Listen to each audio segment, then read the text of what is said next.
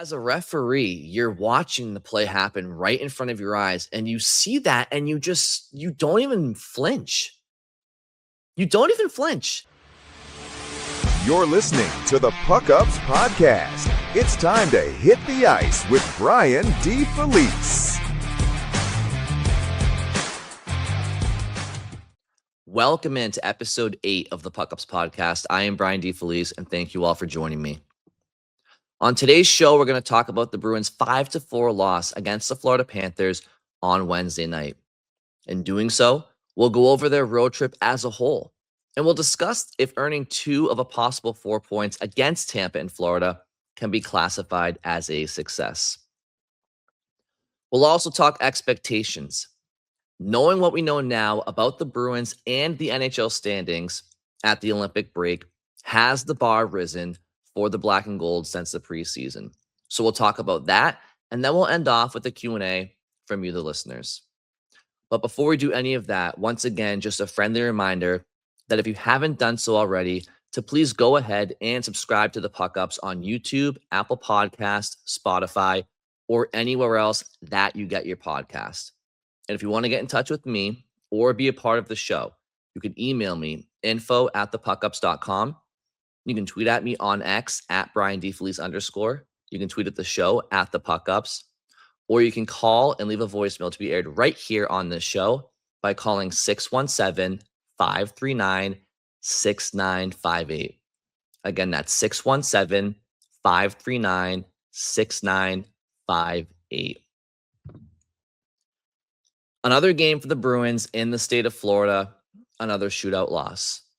Another game for the Bruins in the state of Florida, and another night where during and after the game, the storylines are revolving around the officiating. Now, at the Stadium Series, it was for a different reason. The Bruins mounted a 5-1 lead, and then Tampa proceeded to get the subsequent 7 power plays in the game, including multiple 5-on-3s. And surely there were some frustrations among the Bruins Nation regarding all of those penalties against the Bruins.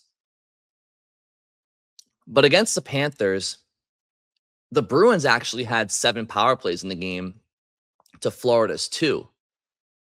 But the big story was the penalty that wasn't completely accurately assessed, and it was early on in the game, and it was on one of Boston's best players in Charlie McAvoy. Sandis Vilmanis of the Florida Panthers, he's a Latvian forward who, ironically enough, will be playing Charlie McAvoy and Team USA in Game 1 of the Olympics. Got McAvoy with a flying elbow in the neutral zone. Now, things happen quick on the ice. We all know this. Refs make mistakes. We all know that. This was an egregious missed call by the officials on this play. Vilmanis was indeed given a minor penalty on the play, but he deserved a 5-minute major and a game misconduct. He also didn't get suspended by the league or fined by the league in the aftermath of this. So this play was truly mind-numbing, and I hate to go into this right away, but it is the biggest story from this game. So you have a player in McAvoy who has dealt with so many hurdles over the last year or so, really starting with 4 Nations last year, where he had the shoulder infection, and it took him out for the rest of the season, and it gave him some real off-ice scares about his health and livelihood. And then this season, he's playing some of the best hockey of his career, I think, earlier on in the season, and then he gets a slap shot to the face, breaks his jaw. He obviously has came back since for nearly 30 games now, and he's continued to play some of the best hockey of his career. And you mean to tell me that the game before the Olympic break, where Charlie McAvoy is set to be an integral part of that Team USA blue line, that he's going to potentially miss that due to a concussion. And the officials not only don't assess the penalty correctly, but they give the Bruins a minor roughing penalty for coming to their teammates' defense, which, if you have any feel for the game, you let that go. And then they assess the Bruins bench with a bench minor for unsportsmanlike conduct, and the Florida Panthers go on the power play. So here's Bruins Nation thinking that Charlie McAvoy, who left the game temporarily, could be concussed because of a dirty play in the neutral zone. And listen, I'm not saying that Vilmanis is villainous here. I'm not saying that he had any sort of intent going into that play to hurt Charlie. He's essentially a no-name player until last night, who, as I said earlier, he's going to represent Team Latvia in the Olympics, but he's been a role player for them. He's a young kid, right? So to my knowledge, he doesn't have this great reputation as a dirty player. I'm not saying that he intentionally went out there to hurt Charlie. I do think things happen fast out there, but you're still responsible for your actions. And whether or not there was intent behind the elbow or not, true intent, malicious intent, the elbow happened and he left his skates. And that's 5 in a game all day long. And I don't understand how the refs could have possibly missed that call. Again, they called it for a minor, but because of that, they couldn't review it. I'm sure after the first period, the refs went back into the officials' room and looked at the tape and realized their blunder. But you know what? It's do your job and do it right, especially when it comes down to headshots and player safety. You know, you miss a slash, you miss a hook, you miss a trip. That's one thing. But when somebody gets elbowed across the head, going through the neutral zone, and they're already wearing a face bubble because of a broken jaw, and you don't protect that player. And here's the thing, too. This is how things get out of hand, potentially, right? You don't make the correct call on the ice as the official. Well, now the players are going to try to police the game themselves because you didn't do your job right. Now, Vilmanis, ironically, left the game after that play and did not return. So the Bruins had no opportunity to go out there and try to avenge their teammate in Charlie McAvoy. Tanner Jeannot did drop the gloves with AJ Greer, and drop the gloves did Jeannot do. But I don't really think it had, I think it was more just organic. I don't think that was necessarily to go out and avenge the McAvoy thing. I don't think Jeannot was hiding from it, but Vilmanis left the game, right? So if he hypothetically stayed in the game, the Bruins, the next chance he went out there, they would go after him.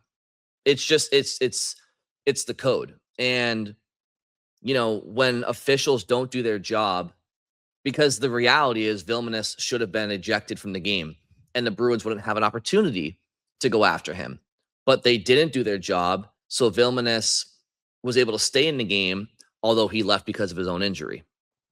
So, you know, listen, when it comes to officiating, I try my best on a gamely basis to not really focus or harp on officiating too much, because if you go into every game and you're trying to identify every missed call and have an opinion on every call that's made, you're going to drive yourself crazy. You're going to pull your hair out because the game does happen fast. And the reality is, while refs do get calls correct, they also get them wrong all the time. And so I kind of go into every game expecting that they're going to mess up in both directions, right? But there are certain circumstances where you can't overlook the officiating. And I think last night was one of them, or last game rather. And so it's a play that just makes you scratch your head and put your palms to the sky and really wonder what the referee is looking at. There was a replay where it's slow motion and the referee is skating from Boston's defensive zone into the neutral zone. He's following the play, and the hit to the head's right in front of him. And he just stares and keeps skating. It was the other guy who was further away that called the minor. And it's like, what are you watching there? What are you watching? So, it's a bad play. The Bruins weren't happy about it. And we'll see if Vilmanis is in the lineup the next time these two teams play. If he is, I'm sure he's going to have to answer for the wrong that he committed. It's just the way of the game. When you hit a guy in the head or you cheap shot somebody, you have to answer the bell. And Vilmanis wasn't able to do it after the play. So he's probably going to have to answer that bell at some point later this season when the teams meet again. I want to say it's in April, or maybe late March. Fortunately, and not to bury the lead, Charlie did come back into the game to start the second period, and he is able to play in the Olympics. So when I earlier mentioned concussion, I was more so talking about your biggest fear in that moment. Everyone's holding their breath. Yes, for the Bruins season, first of all, for Charlie's health, because he's been through so much. But he is absolutely essential to this team, and if they want to continue their trajectory of making the playoffs this year, they're going to need him. But you also feel for him in the sense of, like I said, it's the game before the Olympics. And you just were hoping and praying that he would come back into that game. And he did. So that is the good news. And the other good news is that the Bruins were able to salvage a point in this game after being down 2 in the third period. Now, did I love the Bruins game?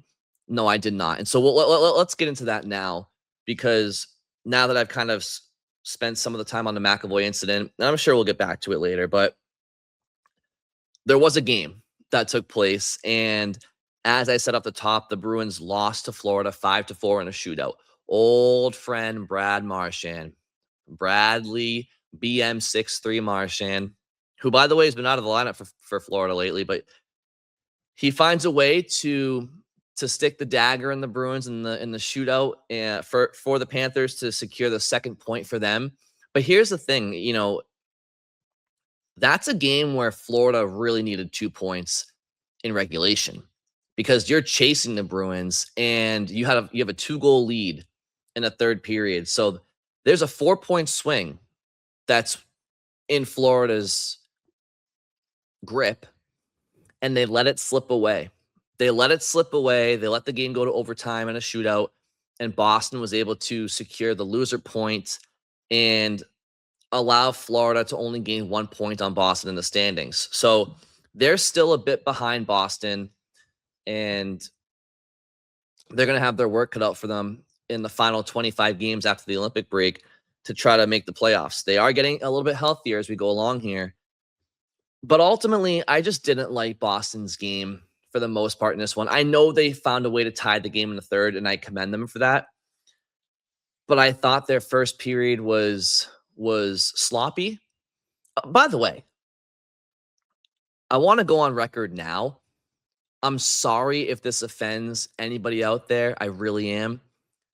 I don't want to see those Stadium Series jerseys, uniforms, whatever you want to call that garbage bag of a uniform that the Bruins are wearing ever again. Certainly not at the expense of their primary uniforms, which in my opinion are among the absolute best in the NHL. I understand that for the Stadium Series, they wore those uniforms. And I know that Stadium Series games by nature are supposed to be futuristic and unique, and the tone of uniforms for Stadium Series games, they're supposed to be non-traditional. So you understand that. So for the one game Did I love him in that game? No. But I understood the moment and the event, and it's not a problem.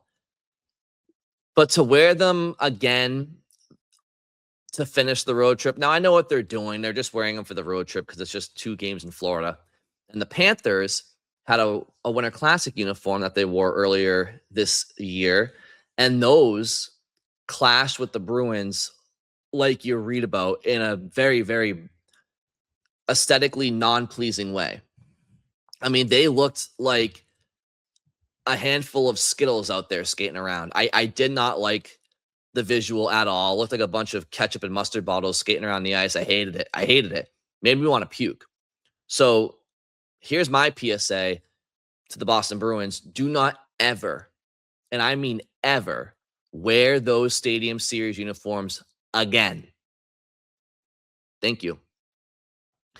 Okay, back to the game. So, yeah, I didn't love the Bruins' first period. Sam Bennett scored a goal within the first minute and a half that eventually was called back for offsides. Barely offsides, but it's offside, so the Bruins catch a break. You know, I mean, it's a game of inches, but, you know, so officially it's not a goal for Florida, but it was a scoring play that just because it was only an inch or two offside and it didn't really affect the play.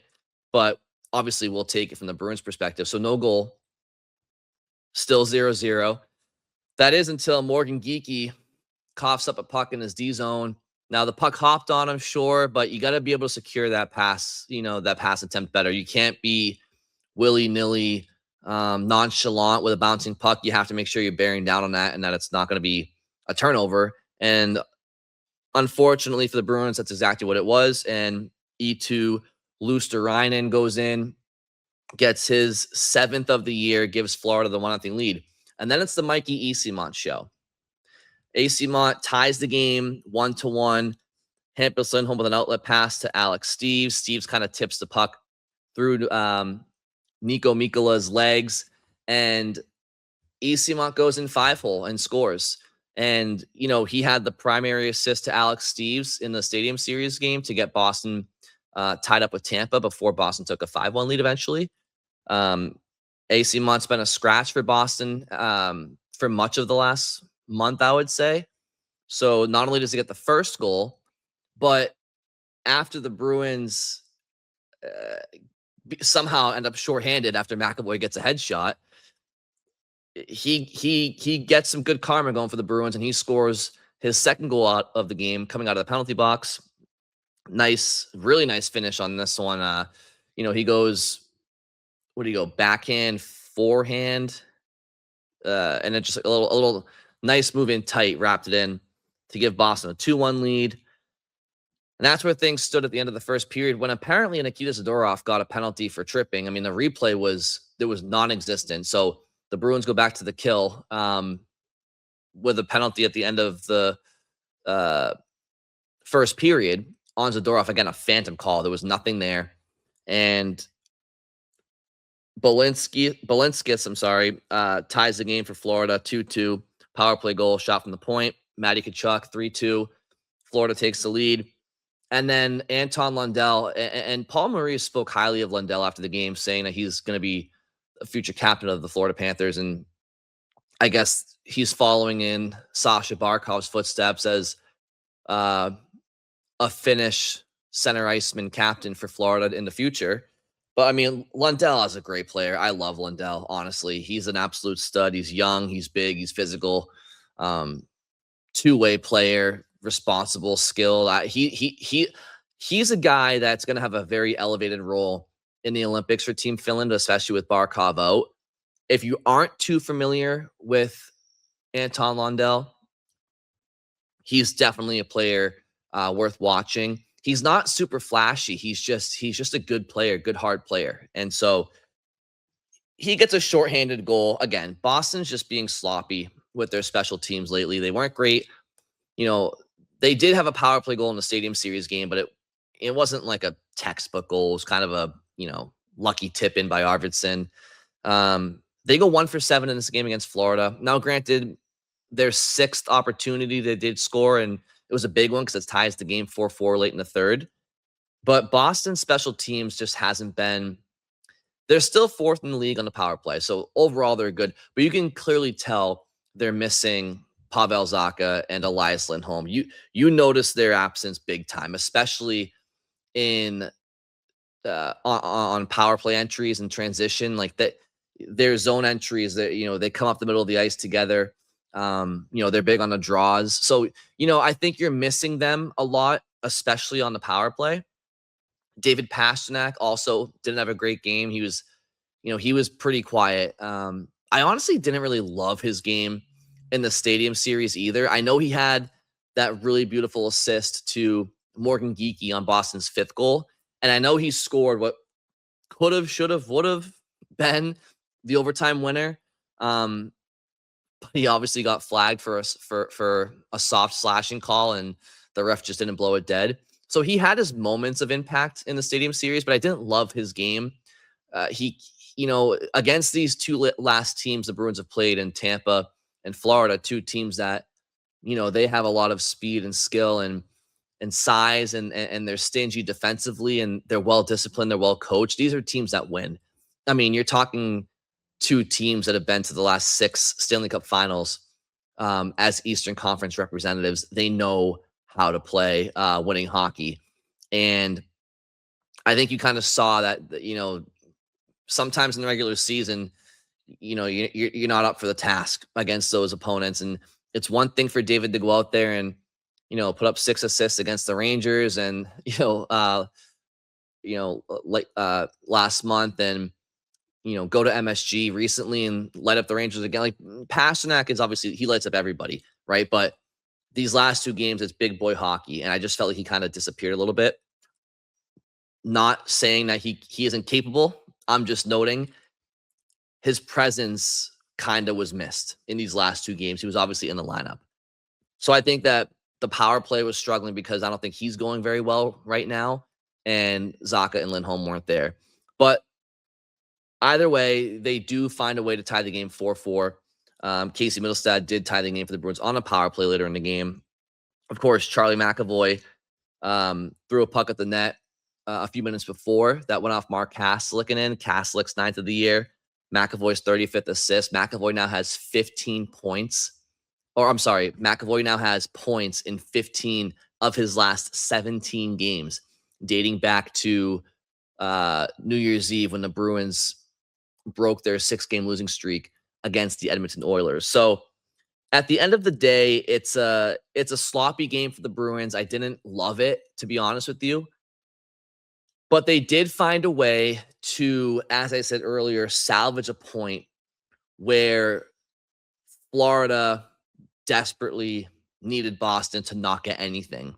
They're chasing the Bruins in the standings. They were 9 points back of Boston heading into the game. And they really wanted that 4-point swing, and Boston didn't allow it to happen.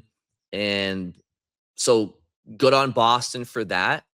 But let's go to Marco Sturm here after the game and get his thoughts on what really was the biggest story coming out of this game, and that was the botched call or non-call on the headshot to Charlie McAvoy. Again, there was a minor penalty called, but it clearly merited 5 and a game. Your emotions after that first period when Charlie takes the hit and you guys... Yeah, no, it was I don't know what to say. It was a brutal hit, and everyone saw it. Obviously have the opportunity to look at the replay too, and to come out with a 4-on-4 and like that, I just didn't understand. So that's all. Did they give you any kind of explanation of why they called 2 instead of 5? No. So yeah, no, that's why. I mean, I'm here to protect my guys, and especially Charlie. And if you target his head, what was clearly to see, that just pisses me off. But anyway. And rightfully so. Obviously, the Bruins should be pissed off about how that transpired. Again, I don't want to turn this into an episode-long rant about the officiating because, like I said, most nights The officials always get things wrong, but the reason I'm going to elect to spend some time on it this episode for a portion of the show is because this isn't your typical mistrip / cross check, whatever. This is a headshot. And again, I don't think that Sandis Vilmanis, again, try saying that 10 times fast. I mean, I've been tripped up this entire time trying to say that. So thank God I haven't messed it up yet, but I'm getting pretty close. I'm getting pretty close to messing that name up. But I don't think there was a ton of malicious intent there. I do think it was more of a reactionary blunder by Vilmanis. I think the elbow happened, but I don't think he was purposefully trying to hurt McAvoy. I just think he did it, right? So either way, again, you have to be responsible for your actions, and he's going to have to answer the bell for this the next time the Bruins and the Panthers play.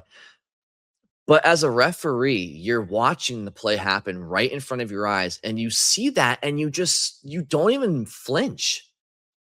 You don't even flinch. But you're definitely sure to make sure that you get the Bruins for a rough for retaliation. You make sure to call a bench minor on Boston for unsportsmanlike conduct because they're rightfully pissed off at your missed call, right?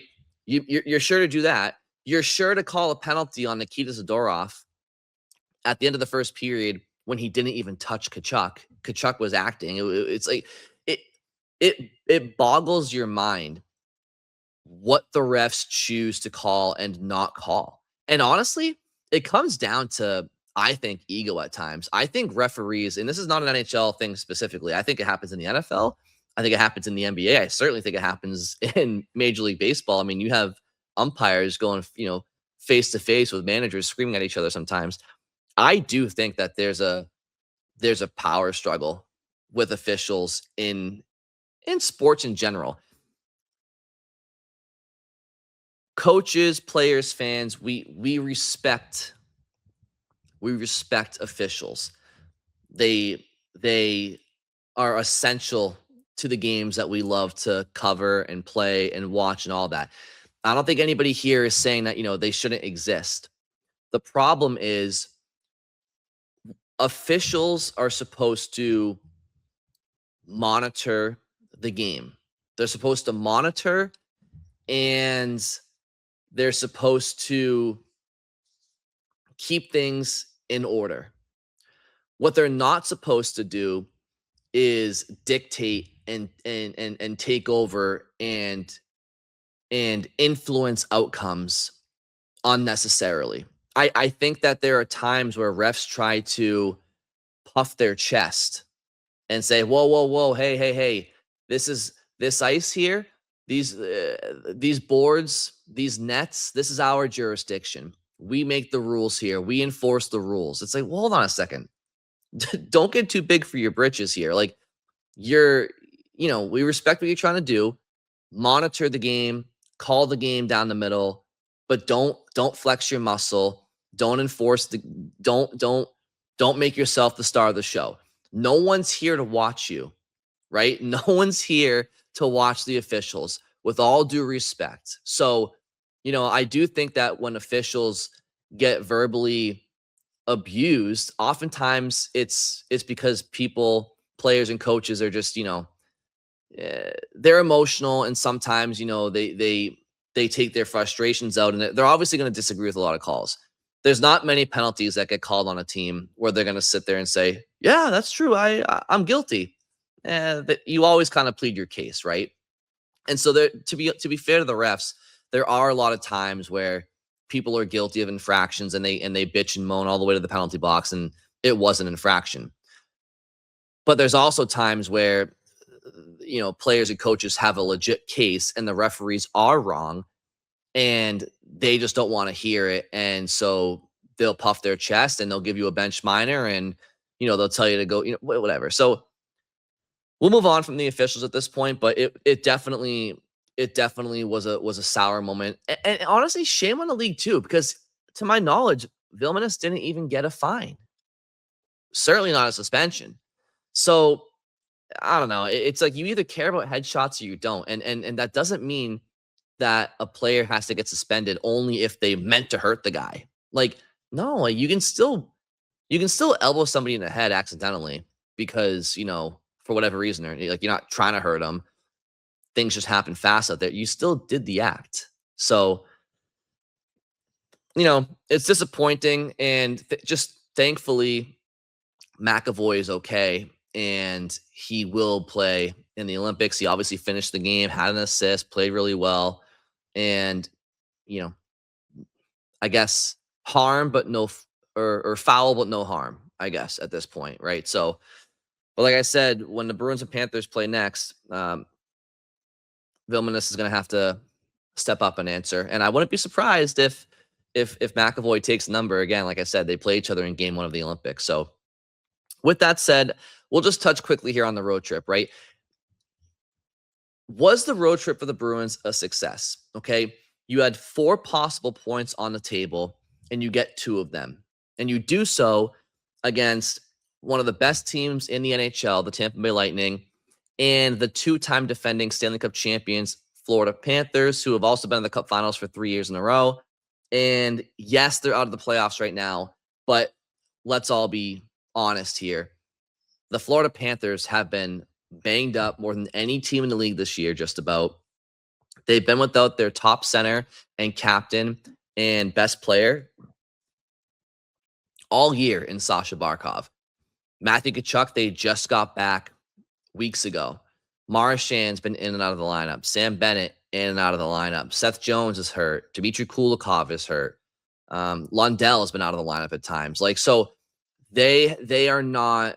If the Panthers miss the playoffs this year, don't bank on them missing again next year. And they may make the playoffs this year still, but I'm just saying. So it's not your typical non-playoff team that they went up against, is my point. Right? So, okay, you get 2 out of 4 points against those 2 teams. My initial knee-jerk reaction is, okay, no harm, no foul. Like, you didn't gain much separation in the standings, but you didn't lose much separation. You got half of the points available.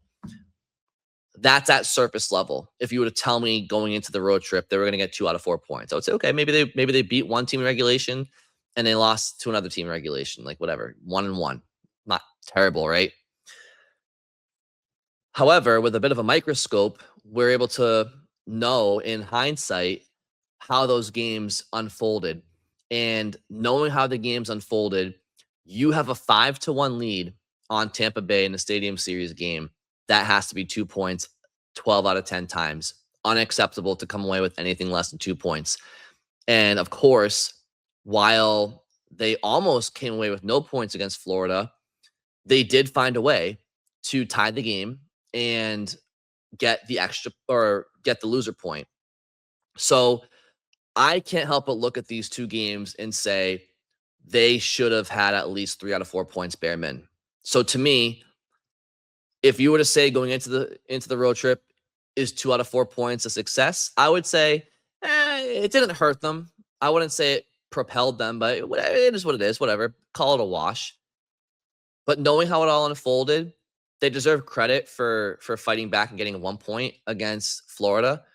But that loss to Tampa Bay was unacceptable. So I think that 2 out of 4 points, knowing how it all played out, was not a successful road trip. Have the expectations for the Bruins, have they changed since the beginning of the season? Absolutely. Absolutely. But here's why I asked the question. If you were to ask before the season if the Bruins missed the playoffs on game 82, if that was going to be a disappointment of a season, if you asked me that back in the fall, I would say no. I would say based on last year, if they go to game 82 and they miss the playoffs on game 82, that means that they had a better year than most people expected. That means that certain players probably stepped up, some younger players too. And, they have something building, some positive momentum building. But if you were to ask me now, if they miss the playoffs on game 82, is that a disappointment? I would say absolutely.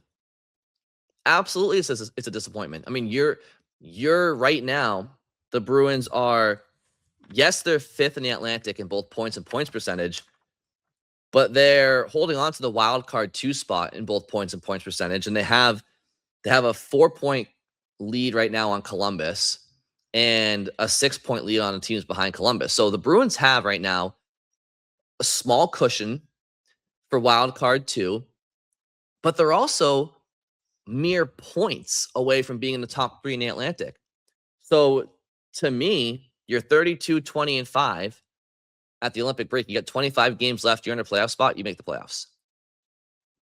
Obviously, things can change. Say, and I hate even speaking this into existence, but let's just say, one of Boston's top players who happen to be playing in the Olympics, let's say that they get hurt in the Olympics and they're out for the season for the Bruins. Okay. If something like that happens, then yes, like obviously you have to kind of,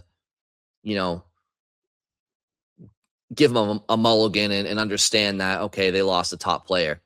But if they come back from the Olympic break healthy and they have relative health the rest of the year and they miss the playoffs, it's absolutely a disappointment. Now it's not always black and white like that. Like you can have a disappointing season from a team perspective, but still have some positives from an individual basis, right? Like Fraser Minten, if the Bruins miss the playoffs this year, Fraser Minten is still a positive, right? Marat Hustadinov, still a positive. Jonathan Aspero, still a positive. Morgan Geekie continuing to be a prolific scorer, still a positive. Alex Steeves, the emergence of Alex Steeves, he's cooled off a bit, but he's a positive, right? We'll see what happens with James Higgins when he comes up. The power play is improved. That's a positive. Marco Sturm, seems to have implemented some good, structure. That's a positive. Jeremy Swayman has had a bounce back year to this point. That's a positive. So, there's a world where the Bruins don't make the playoffs, but, so it's disappointing, but they still have some individual progress where that could be encouraging. But here's why making the playoffs of the Bruins is still very important for this team. The Bruins have a bunch of young players right now that have never made the playoffs. Yes, McAvoy has.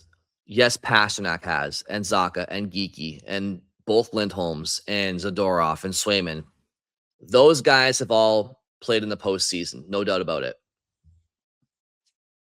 Same with Corrali, and Jeannot, and some of their role players. But Fraser Minten, he hasn't played in the playoffs.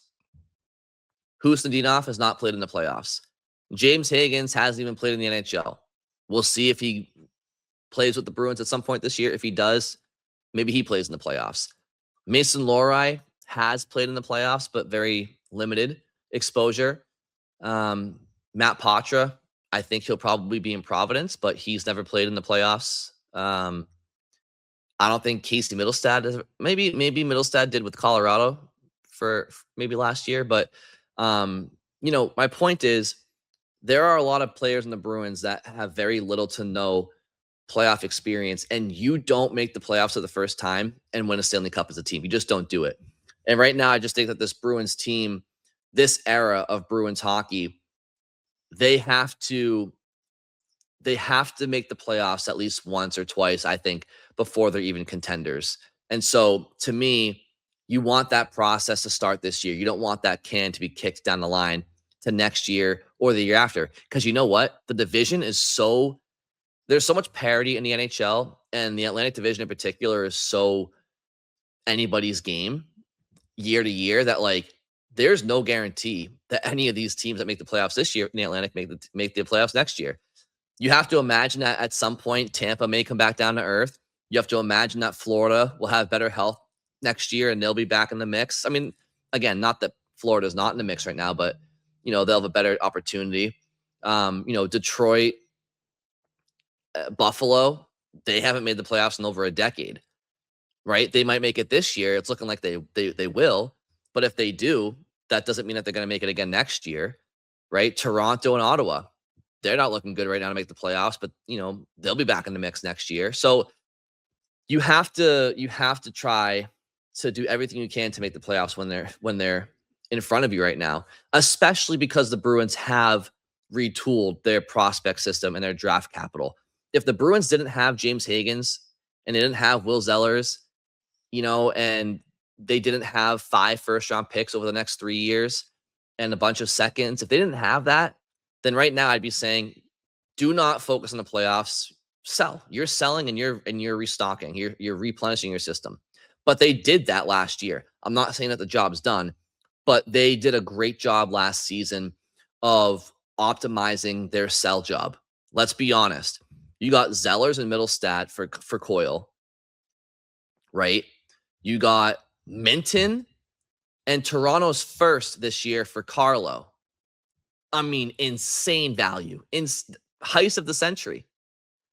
Even Kuzi, like you got Husnudinov and Jacob Lauko for Justin Brazeau. Now, Brazeau is doing fine for Pittsburgh, but I'll take Husnudinov's youth and speed every single day, especially where the league's going right now. Husnudinov's a better player than Brazeau. Brazeau may have a good year this year with Pittsburgh. He's gonna fizzle out at some point. I think Husnudinov is gonna continue to improve as a player. So I mean, and like I said, they have 5 first-round picks over the next couple of years. I mean, Marchand, obviously, you don't get a king's ransom for him, but you got a first-rounder for him. It turned into a first-round pick. So, the Bruins, they have already started big time to restock and replenish their prospect pool and their draft capital. So because they have that all in their back pocket still, and you have young players on the roster right now in Minton, Husnudinov, and Loris, whatever, maybe Higgins, like this is when you want these younger players to make the playoffs for the first time and try to experience that with your current core of McAvoy, Pasternak, Swayman, Geeky, etc., Zaka, Lindholm. So, again, think back to the 07-08 season for the Bruins, right? In 03-04, Boston was second in the Eastern Conference, and they got upset by Montreal, and they bowed out in round 1, right? We don't have to relive that, but it happened. Then you had the NHL lockout, and then the Bruins, when they came back, they missed the playoffs 2 years in a row, right? You obviously trade away Joe Thornton. You bring in Marco Sturm. You ever heard of him? Wayne Primo, Brad Stewart in that trade. That ensuing summer, you bring in Savard and Chara, and the next season was still a grind. And the Bruins, for the second straight year, were 13th in the Eastern Conference. But then the next year, in 07-08, even without Patrice Bergeron, who suffered a season-ending concussion back in October from Randy Jones hitting him from behind, that Bruins team, when Claude Julien came in for that first year, it was a blue-collar roster. A little bit of skill, a little bit of youth, but it was not it was barely a playoff team and far from a contender. But you know what they did? You had a young Phil Kessel, you had a young David Krejci, you had a young Milan Lucic, and you blended them with some veterans in Chara and Mark Savard and Glenn Murray and Marco Sturm and Peter Schaefer and Chuck Kobasu, Aaron Ward, Andrew Ferentz, Dennis Weidman, Tim Thomas. Like, you had this mix of guys that came together and created a blue-collar playoff team. As I said, there was no Bergeron, so they didn't have that rub from him. But you go in and you play a Montreal Canadiens team in round 1 who had beaten you 8 out of 8 times in the regular season that year. They were the number 1 seed in the conference. They were a wagon. And the Bruins, down 3-1 in the series, have the infamous Game 6 in Boston where Marco Sturm pretty much blew the roof off of TD Garden. This building is vibrating, as Jack Edwards said. And Boston, in one of the game that I've written about, the game that put the Boston Bruins back on the map in the city of Boston. And I can get into that game in more detail and what that meant to the city and what the landscape was at the time on a later episode. But that game put the Bruins back on the map in the city of Boston, and they forced a Game 7 against Montreal. Now, they lost that game in Montreal, season over. But the lasting memory for Bruins fans was the most amazing home game against Montreal, where they beat the Canadiens 5-4 in one of the most exciting games in probably, honestly, Bruins history. Certainly in like a round 1 scenario. But then what happens? Well, the next year, Bergeron comes back healthier. Not he still took some time, honestly, a couple of years to get his stride back. But Bergeron comes back. Savard's back. Kessel's older. Krejci's a year older. Lucci's a year older, right? You bring in Michael Ryder. You bring in Blake Wheeler, right? The Bruins that year were an absolute wagon. They just kept building. They kept building. They bring in Mark Recchi at the deadline. You end up being a top team in the Eastern Conference. You sweep the Canadiens the very next year. And then you bow out to Carolina. You get your heart broken in the second round. Scott Walker, overtime. The next year, you beat Buffalo. Hell of a first round. One of the most underrated, I think, Bruins series in the last 25 years was that Bruins-Sabres series in 2010. And, the Bruins had some injuries that not to do a deep dive into all this, but, that Bruins team, when they blew the 3-0 series lead to the Flyers, people forget, but Philly didn't come back until after both Marco Sturm and David Krejci were down for the series. So you're down Sturm and Krejci. Savard's coming back from the concussion. Like the Bruins, Dennis Seidenberg also, who you got at the trade deadline, he was hurt for that playoff run. So, and by hurt, I mean he didn't play at all. So that Bruins team, they get remembered for blowing a 3-0 series lead to Florida to Philly, and they did, and a 3-0 lead in Game 7. But they were down 3 or 4 very, very crucial players. But either way, heartbreak city. And then the next year, you finally get over the hump. You beat the Canadiens in round 1, Game 7. You beat the Flyers in round 2, sweep revenge. You beat the Lightning in again, you talk about underrated series. That Bruins-Tampa series was unbelievably underrated, I think. And that Game 7 was the best game of hockey I think I've ever seen in my life. And then the Vancouver series, you win the Cup. So you don't win the Cup without the experience of 07, 08, 08, 09, and then 09, 10. Fast forward, right? The Bruins missed the playoffs again in 14-15 and 15-16. Well, then in 16-17, you have like a third-year David Pastrnak who finally kind of emerges a little bit under Bruce Cassidy, who came in halfway through the year. And you have a Bruins team somewhat similar, not completely, but somewhat similar to that 07-08 situation where, you have a team that is maybe a playoff team, but not a contender. Okay. And that Bruins team entered the playoffs that year, banged up on defense. They had no Krug, no McQuaid. Colin Miller got hurt in the first period or two of the series. I think, Brandon Carlo got hurt in the last game of the regular season. He got hit from behind by Ovechkin. So you're down Carlo, Krug, a rookie Carlo, Krug, McQuaid, and Colin Miller. So insert fresh out of Com Ave, BU, Charlie McAvoy plays his first ever NHL game in Game 1 against Ottawa that year. And, the Bruins, listen, they lost that series pretty handily in 6 games. There were some moments in it. But, they got the experience. And then the following year, they beat Toronto in round 1. And they have a pretty good series against Tampa, a Tampa team who was far better than that Bruins team. They were insane, right? But you take them to 6 games. It was a decent series. Then the following year, you go to the Stanley Cup Finals, right? You beat Toronto, you beat Columbus, you beat Carolina, and you come one win away on home ice from hoisting your 3rd Stanley Cup in a decade.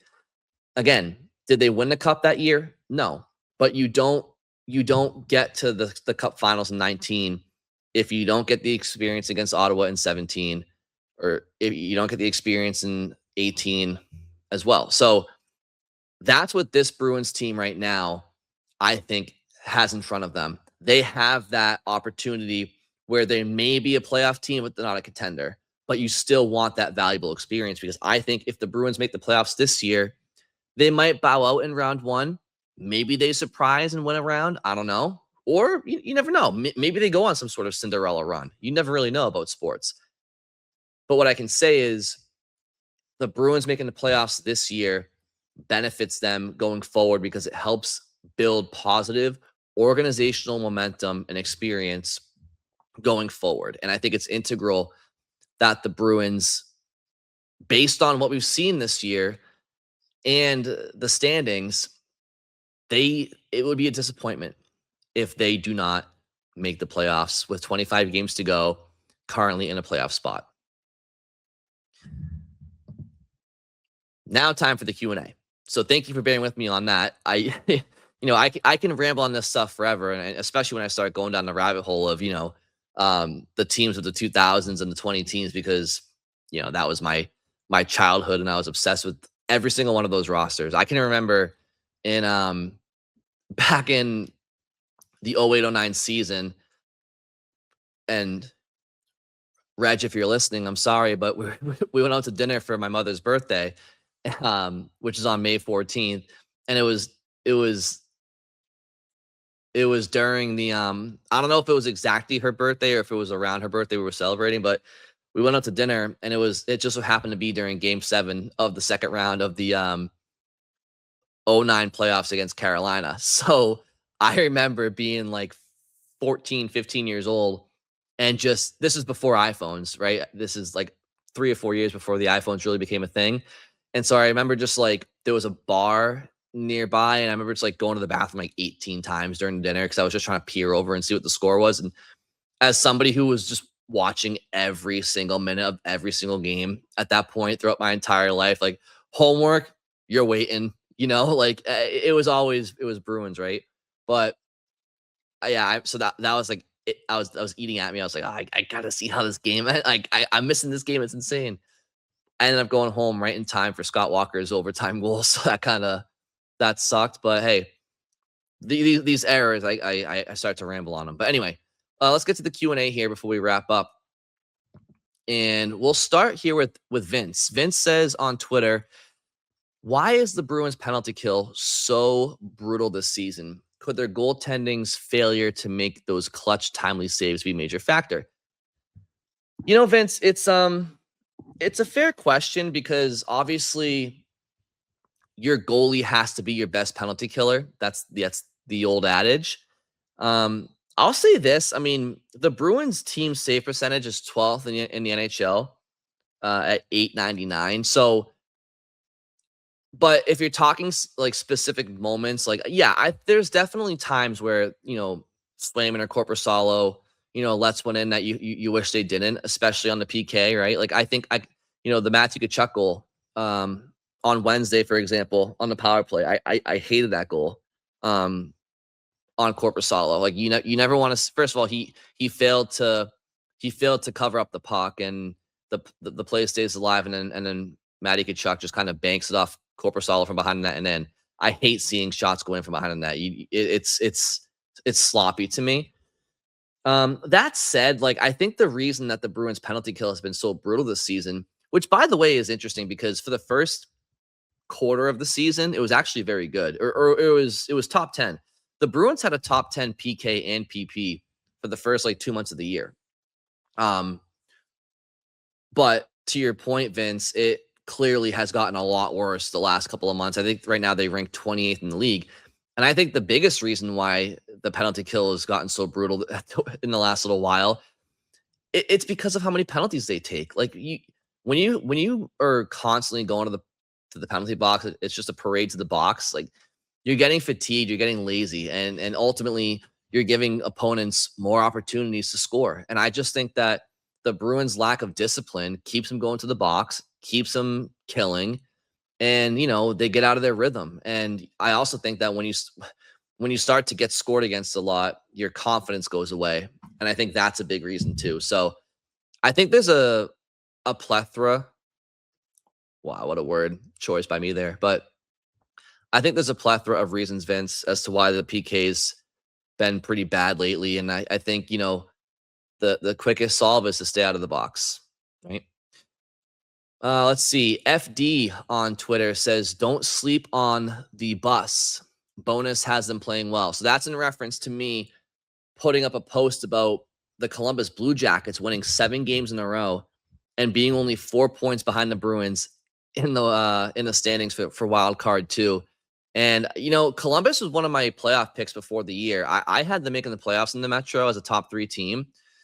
they obviously got off to a pretty bad start this year, but I like Columbus. I think they have some good young pieces and some good core pieces, and they're an easy team to root for. I like the Blue Jackets, and I hope that they make the playoffs, but not at the expense of the Bruins. Hopefully they make the playoffs just as a top 3 team in the Metro, but yeah, definitely don't sleep on them, and they are playing really well.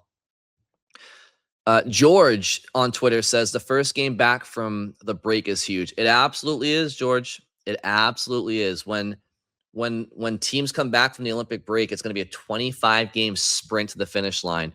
And the Bruins, they may have a couple of games less than some of the teams that come back, because I think the Bruins have 57 games played right now. And, there's a good amount of teams I think have like 55 or 56. So the schedule is going to be more condensed for a lot of the teams coming back a little bit more so than the Bruins. But absolutely, like the Bruins, they've been the second best team in the NHL record wise since January 1st. And so, you don't want to lose.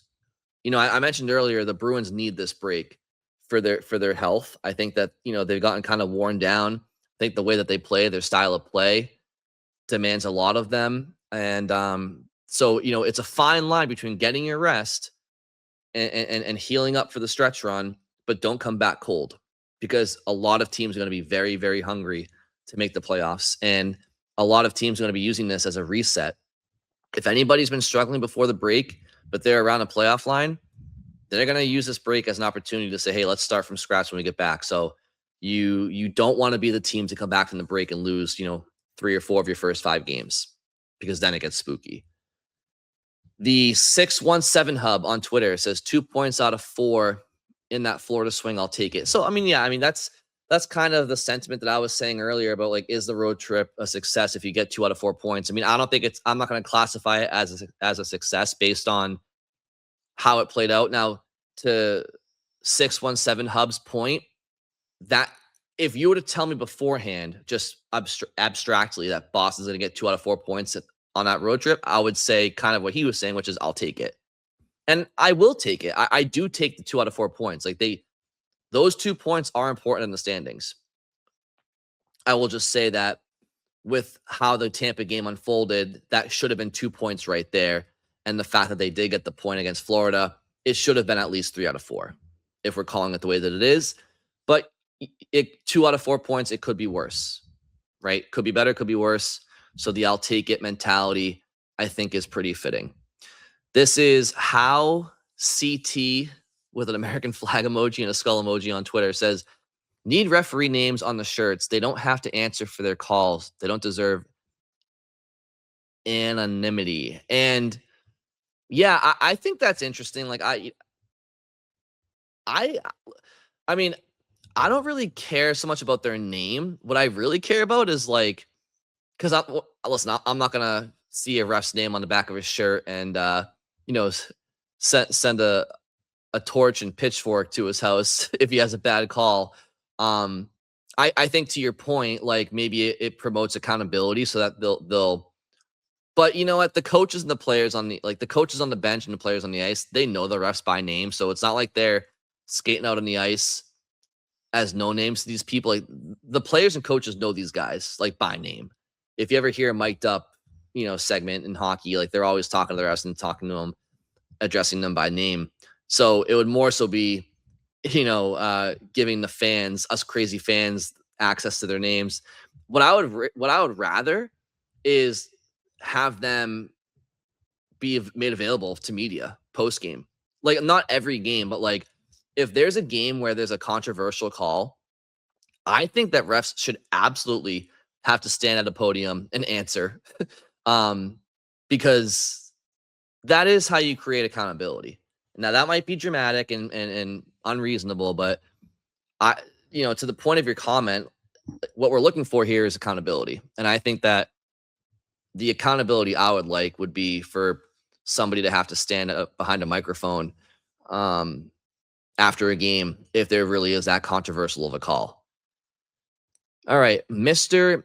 Anti-Socialite says those turnout gear unis should be retired and never spoken of again. They apparently act as a cloaking device for opponents' blatant penalties. So yeah, that's in response to some of my rhetoric online about how I don't want, similar to what I said at the start of this podcast, I don't want to see those Stadium Series jerseys worn ever again. The Bruins' main uniforms are way too nice to be replaced for any games on the calendar, on the schedule, ever again. So I'm with you on that one.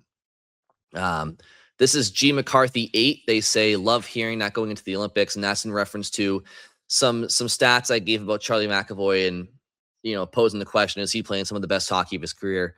As I mentioned, he's got points in 15 of his last 17 games, and he now has 20 points in that stretch. So I think from a production standpoint, he's on pace for 60 something points. I think around 60 points, and it's an 82 game pace of 71, but he obviously missed time this year. So he's on pace for his highest point per game production rate of his career. And so to Greg, I'm assuming it's Greg, but it could be anything McCarthy. G McCarthy could be George, Greg, Garrett. I don't know. But I don't know why I just assume it's Greg. He looks like a Greg. G McCarthy, Greg McCarthy. I'm going to call you Greg. Yeah, I think McAvoy, playing this type of way heading into the Olympics is awesome, which kind of goes back to the earlier point about the elbow that he took to the head and being fearful of a concussion right before the Olympics. And thank God, obviously, that wasn't the case. Okay, we'll finish off here with some questions from Don's Weenie, who says, what are the storylines you're most intrigued by for the playoffs this year? He says, for me, how does Hagens look? Can this team elevate their game with the other teams, or have they been playing at 100% already? Can McAvoy look like a legit number one D-man again? Okay, so, okay. Well, I definitely like some of the ones that you gave, Sir Don. The Hagens one, it's kind of like TBD, right? Because I don't know if he's gonna. I mean, we'll see, right? I think that Hagens will, play for the Bruins at some point this spring, just because that's kind of how it goes with some of those high profile, prospects. Because you do have to, regardless of what industry you're in or what product you sell, if you have employees, you're in the people business at the end of the day. And, you don't, James Hagens, in my opinion, and he clearly vocalized how he felt like he was ready to challenge for an NHL spot last summer after he was drafted. He clearly, heeded the advice of those around him and went back to BC, and was happy to do so. But, I think Hagens going back to BC for his sophomore year, while better for his development at the end of the day, I think, I think he'll be rewarded for doing that, I think. And I do think the Bruins will give him an opportunity potentially to play this spring, but I don't know that for sure. So I would say that that's one for me, definitely. I want to see, how does Hagens look? I think this team, it's hard to say. I do think they can elevate their game with other teams, because I feel like the Bruins, I feel like the way that they play throughout the regular season is how a team would play in the playoffs. And I think that having that familiarity, that identity, is something that they can kind of hang their hat on and know how to play it and play it well, especially over 7 games, potentially. Whereas other teams have to try to identify that new look for themselves. A lot of teams don't play that way all year long. So, it could be a benefit to the Bruins. It might be one of those gray areas where this might be the best that they can do, but it's also a playoff style of hockey. And I think McAvoy, he has looked like a legit number one D-man again. So, I'm not sure entirely if you're solely talking about in the playoffs. I mean, yeah, if they make the playoffs, I want to see McAvoy continue this elevated play. I think another one for me is just generally speaking, how far can they go? Because, the situations I highlighted earlier, the 07-08 season, the 16-17 seasons where the Bruins made the playoffs again after missing for a couple of years, and they weren't contenders, but they were playoff bubble teams. those playoff years, in my opinion, had clear favorites. Like I thought the Ottawa Senators were a clear favorite over the Bruins in the spring of 17. I thought the Montreal Canadiens were a clear favorite. That was like a David versus Goliath situation in 07-08. This year, I mean, if the Bruins play, the Carolina Hurricanes, like, yeah, okay, Carolina's going to be favored. If they play Tampa, yeah, Tampa's going to be favored. But if they play Detroit or Montreal or Buffalo or the Islanders, the Penguins, are any of those teams going to be, true favorites over the Bruins? I don't think so. I mean, Buffalo and Detroit, like I said, they haven't made the playoffs in over a decade. So those two teams are not experienced. So they'll have to, prove that they can win in the postseason. I mean, the Islanders, they're not a favorite over the Bruins in a playoff series. Pittsburgh, no. I mean, you got Sid, but Pittsburgh was projected to be a bottom 5 team by most people this year. Columbus, if they make the playoffs, like they wouldn't be a favorite over the Bruins. So my point is the Eastern Conference is pretty wide open. So outside of a matchup against Tampa or Carolina, let's call it, and even Carolina, Carolina would be a favorite over the Bruins, and I would pick Carolina to win that series, but I'm not like petrified of them. I don't know. Like I feel like this is a wide open Eastern Conference, and so I'd be curious to see how far they can go if they make the playoffs. Like if they make the playoffs, and they have Tampa in round 1, okay, good luck. But anybody else, I could see the Bruins advancing past the first round potentially. So I guess that's something I'm curious about. And then something else, like what happens with the trade deadline?